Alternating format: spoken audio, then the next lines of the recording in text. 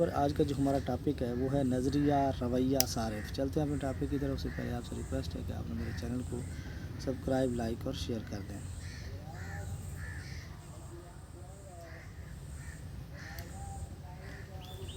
صرف دولت پیدائش دولت کا محرک ہے اور وہی اشیاء پیدا کی جاتی ہیں یا خدمات سر انجام دی جاتی ہیں جنہیں ضروریات کے مطابق طلب کیا جائے۔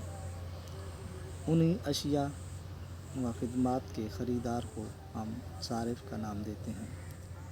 درج ذیل سطور میں ہم اس کا جائزہ لیں گے کہ ایک صارف اشیاء و خدمات خریدتے وقت کیسا رویہ اختیار کرتا ہے۔ پروفیسر رابنز کے مطابق چونکہ انسانی خواہشات لامحدود اور ذرائع محدود ہیں، لہٰذا ہر صارف یہ کوشش کرتا ہے کہ وہ اپنے محدود ذرائع کو اس طرح استعمال کرے کہ اسے زیادہ سے زیادہ کل افادہ یا تسکین کا بلند ترین معیار حاصل ہو۔ اس صورتحال کو ماہرین صارف کا توازن کہتے ہیں۔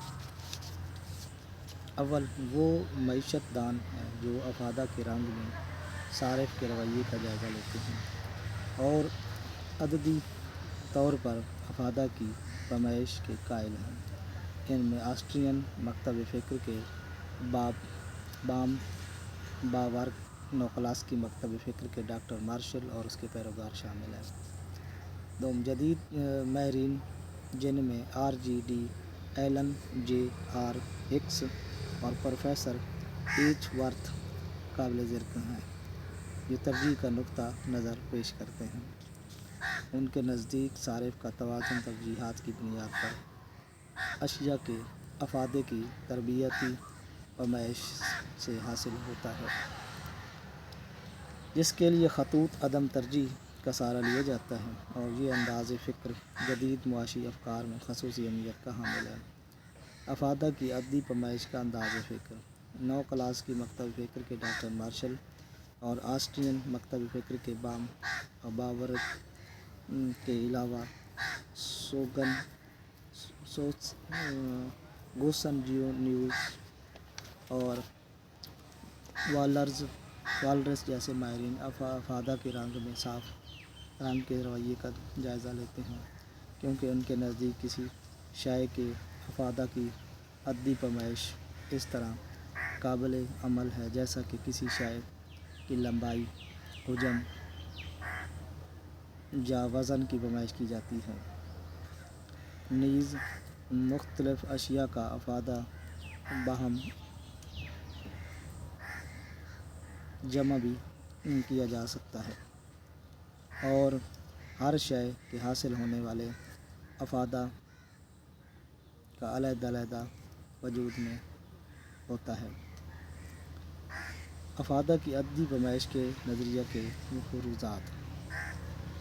باشعور صارف۔ اس نظریے کے مطابق صارف باشعور اور عقل مند ہے، وہ اپنی آمدنی کی حدود کے اندر رہتے ہوئے زیادہ سے زیادہ افادہ حاصل کرنے کی کوشش کرتا ہے۔ افادہ کی عددی پیمائش ممکن ہے۔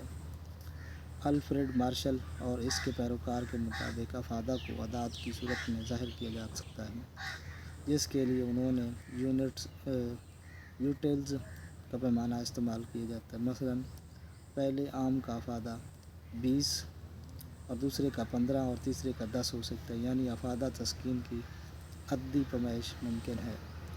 افادہ مختتم تقلیلی ہے۔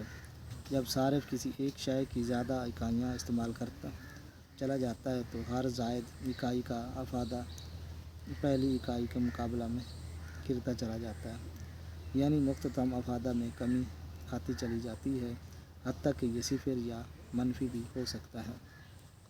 اشیاء کا کل افادہ باہم جمع کیا جا سکتا ہے۔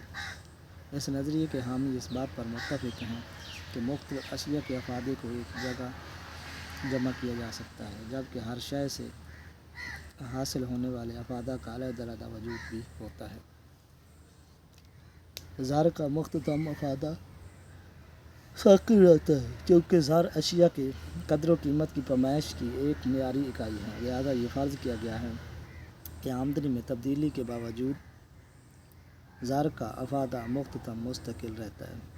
اشیاء کی تقسیم پذیری ممکن ہے۔ اس نظریہ میں یہ بھی فرض کیا گیا ہے کہ اشیاء کو چھوٹی چھوٹی اکائیوں میں تقسیم کیا جا سکتا ہے اور صارف ان پر بدل بدل کر خرچ کرتا ہے۔ آج تک اتنا ہی، نیکسٹ ویڈیو ملتے ہیں۔